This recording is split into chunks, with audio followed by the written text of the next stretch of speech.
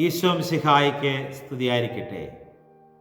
ലോകരാഷ്ട്രങ്ങൾ മറ്റൊരു മഹായുദ്ധത്തിനായി തയ്യാറെടുക്കുന്നു എന്ന വാർത്തകളാണ് ഈ ദിവസങ്ങളിൽ നമ്മുടെ ഹൃദയങ്ങളെ അസ്വസ്ഥമാക്കുന്നത്.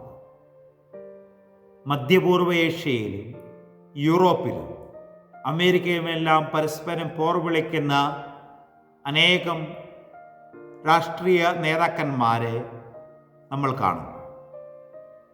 അധികാരം നേടുന്നതിന് വേണ്ടി, അത് നിലനിർത്തുന്നതിന് വേണ്ടി ആരോടും എത്ര ഹീനമായ പ്രവൃത്തി ചെയ്യാനും മടിയില്ലാത്ത, ആരെയും തള്ളിപ്പറയുവാൻ, ദുഷിച്ച് സംസാരിക്കുവാൻ മടിയില്ലാത്ത, കൂറുമാറുവാൻ മടിയില്ലാത്ത അനേകം നേതാക്കന്മാരെ നമ്മുടെ എല്ലാ സമൂഹങ്ങളിലും ഇന്ന് കാണുന്നു എന്നുള്ളത് ഏറെ വേദനാജനകമായ കാര്യമാണ്.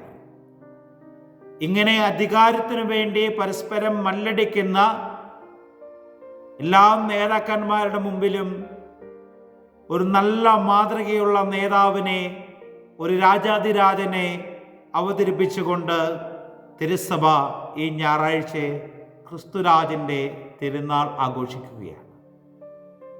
തിരുസഭ ഈ പ്രധാനപ്പെട്ട തിരുനാൾ ആഘോഷിക്കുമ്പോൾ തിരുസഭയുടെ മക്കളായി നമുക്ക് ഈ തിരുക്കർമ്മങ്ങളിൽ ഭക്തിപൂർവ്വം പങ്കെടുത്തുകൊണ്ട് യേശുക്രിസ്തുവിനെ പോലെ ക്ഷമയുടെ, സമാധാനത്തിൻ്റെ, സന്തോഷത്തിൻ്റെ നല്ല വക്താക്കളായി തീരുവാനായിട്ട് പരിശ്രമിക്കാം. അങ്ങനെ നമ്മുടെ വ്യക്തി ജീവിതത്തിലും കുടുംബജീവിതത്തിലും സമൂഹ ജീവിതത്തിലും രാഷ്ട്രങ്ങൾ തമ്മിലുള്ള ബന്ധങ്ങളിലെല്ലാം സമാധാനത്തിൻ്റെ, സന്തോഷത്തിൻ്റെ പാലങ്ങൾ പണിയുന്ന നല്ല വ്യക്തികളായി മാറുവാനായിട്ട് ഞങ്ങളെ അനുഗ്രഹിക്കണമേ എന്ന് ക്രിസ്തുരാജനോട് ആത്മാർത്ഥമായി പ്രാർത്ഥിക്കാം. ലോകചരിത്രം എടുത്തു നോക്കുമ്പോൾ വളരെ ഖ്യാതി പ്രാപിച്ച അനേകം രാജാക്കന്മാരെയും നേതാക്കന്മാരെയും നമ്മൾ കാണുന്നുണ്ട്. തങ്ങളുടെ അധികാരം സ്ഥാപിക്കുന്നതിനു വേണ്ടി മഹായുദ്ധങ്ങൾ ചെയ്തവരുണ്ട്. അനേകം രാജ്യങ്ങൾ വെട്ടിപ്പിടിച്ചെടുത്തവരുണ്ട്. ധാരാളം കൊലപാതകങ്ങൾ നടത്തിയവരുണ്ട്. പക്ഷേ ഇവർക്കൊക്കെ ഏതാനും ചില നാടുകൾ മാത്രമാണ് ജനഹൃദയങ്ങളിൽ സ്ഥാനമുണ്ടായത്. എന്നാൽ കഴിഞ്ഞ 2000 വർഷങ്ങളായിട്ട് ലോകത്തുള്ള കോടാനുകോടി ആളുകളുടെ ഹൃദയങ്ങളിലേക്ക് സ്നേഹത്തിൻ്റെ, സന്തോഷത്തിൻ്റെ, സമാധാനത്തിൻ്റെ ആശ്വാസദൂതമായി ക്രിസ്തുരാജന് രാജാതിരാജനായി വാഴുവാൻ സാധിക്കുന്നുണ്ടെങ്കിൽ അതിൻ്റെ അർത്ഥം അവൻ മറ്റെല്ലാ നേതാക്കന്മാരിൽ നിന്നും രാജാക്കന്മാരിൽ നിന്നും ഏറെ വ്യത്യസ്തനായിരുന്നു എന്നുള്ളതാണ്. ഒരു കണക്കെ നാം ചിന്തിച്ചാൽ എല്ലാ അധികാരത്തിൻ്റെ ഉടയവനും എല്ലാ സമ്പത്തിൻ്റെയും ശക്തിയുടെയും ഉടയവനായ യേശു ക്രിസ്തു ഈ ലോകത്തിലേക്ക് മനുഷ്യനായി ജനിച്ചത് ഇതെല്ലാം ഉപേക്ഷിച്ചുകൊണ്ടാണ്. എല്ലാവർക്കും എല്ലാമായി തീരുവാനായിട്ട് അവൻ ഈ ഭൂമിയിൽ ജന്മം കൊണ്ടു. അവൻ്റെ ബാല്യവും അവൻ്റെ സുവിശേഷ പ്രഘോഷണങ്ങളും കുരിശുമരണവും ഉദ്ധാനവും സ്വർഗാരോഹണവുമെല്ലാം ഏറെ വ്യത്യസ്തമായിരുന്നു.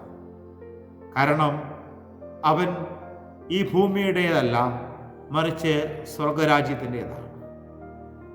ഈ ഭൂമിയിലേക്ക് അവൻ വന്നത് ഈ ഭൂമിയിൽ ജീവിക്കുന്ന മനുഷ്യർക്ക് നഷ്ടപ്പെട്ടു പോയ പറുദീസ വീണ്ടെടുത്ത് നൽകുന്നതിന് വേണ്ടിയിട്ടാണ്. ഈ ഭൂമിയിൽ എല്ലാവരുടെയും എല്ലാമായി തീർന്ന് അവൻ ജീവിച്ചപ്പോഴും അവൻ വ്യത്യസ്തനായത് പാപത്തിൻ്റെ കാര്യത്തിലാണ്. പാപമൊഴികെ മറ്റെല്ലാ സാഹചര്യങ്ങളിലും അവൻ മനുഷ്യനോട് ചേർന്നു നിന്നു. എന്നിട്ട് എന്താണ് സ്വർഗരാജ്യമെന്നും അവിടെയുള്ള സ്വർഗസ്നായ പിതാവിൻ്റെ സ്നേഹമെന്തെന്നും തൻ്റെ പ്രവൃത്തിയിലൂടെ, സംസാരങ്ങളിലൂടെ അവൻ നമ്മുടെ മുമ്പിലേക്ക് അവതരിപ്പിച്ചുകൊണ്ട് നമ്മളെ സ്വർഗരാജ്യത്തിലേക്ക് ക്ഷണിക്കുകയാണ്. നമുക്ക് വേണ്ടി അടഞ്ഞുപോയ പറുദീസയുടെ വാതിൽ തുറന്നിട്ടുകൊണ്ട് നമ്മുടെ പ്രവൃത്തികളിലൂടെ, നമ്മുടെ വിശ്വാസത്തിൻ്റെ പാതയിലൂടെ സഹോദരങ്ങളെ സ്നേഹിച്ചുകൊണ്ട്, ദൈവത്തെ ആരാധിച്ചുകൊണ്ട് സ്വർഗരാജ്യത്തിലേക്ക് എത്തിച്ചേരുവാനായിട്ട് അവൻ നമ്മളെ ആത്മാർത്ഥമായി ക്ഷണിക്കുമ്പോൾ ആ ക്രിസ്തുരാജൻ്റെ ജീവിതം ഉൾക്കൊണ്ട് ജീവിച്ചുകൊണ്ട് ക്രിസ്തുവിനെ പോലെ മറ്റുള്ളവരുടെ ജീവിതത്തിലേക്ക് സന്തോഷം നൽകിക്കൊണ്ട് അവനൊരുക്കുന്ന ആ മഹാരാജ്യത്തിൻ്റെ അംഗങ്ങളായി തീരുവാനായിട്ട് കർത്താവേ ഞങ്ങളെ അനുഗ്രഹിക്കണമേ എന്ന് നമുക്ക് ആത്മാർത്ഥമായി പ്രാർത്ഥിക്കാം.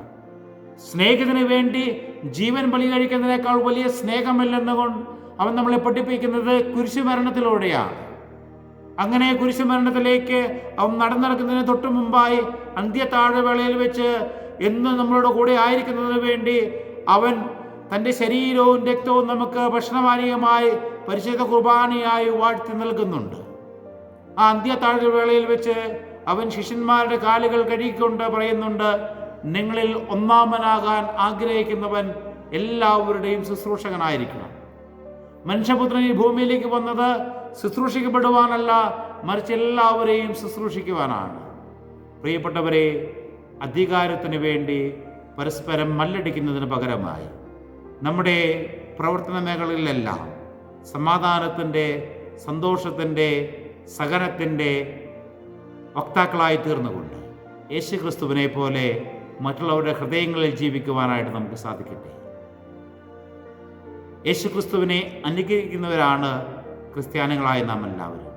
അങ്ങനെയാണെങ്കിൽ ആ ക്രിസ്ത്യാനികളായി നമുക്ക് ഇന്ന് ലോകത്തിൽ അനേകം നല്ല മാറ്റങ്ങൾ കൊണ്ടുവരാനായിട്ട് സാധിക്കും. ക്രിസ്തുവിനെ അനുകരിച്ചുകൊണ്ട് നല്ലൊരു ക്രിസ്തീയ ജീവിതം നയിച്ചുകൊണ്ട് ക്രിസ്തുവാണ് യഥാർത്ഥ നേതാവ്, അവൻ നൽകുന്നതാണ് യഥാർത്ഥ സന്തോഷമെന്ന് ഉൾക്കൊണ്ട് ജീവിക്കുവാനായിട്ട് ദൈവം നമ്മെ എല്ലാവരെയും സമർത്ഥമായി അനുഗ്രഹിക്കട്ടെ. പ്രിയപ്പെട്ടവരെ, ഈ ലോക സമാധാനത്തിനു വേണ്ടി, കുടുംബജീവിതങ്ങളുടെ ശാന്തിക്കും സമാധാനത്തിനും വേണ്ടി, സാമൂഹ്യ ജീവിതത്തിൻ്റെ കെട്ടുറപ്പിനു വേണ്ടി ഈ തിരുനാൾ ദിവസത്തിൽ നമുക്ക് ആത്മാർത്ഥമായി പ്രാർത്ഥിക്കാം. ക്രിസ്തുരാജന് അനുഗ്രഹം നമ്മളെല്ലാവരും പേരുണ്ടായിരിക്കട്ടെ.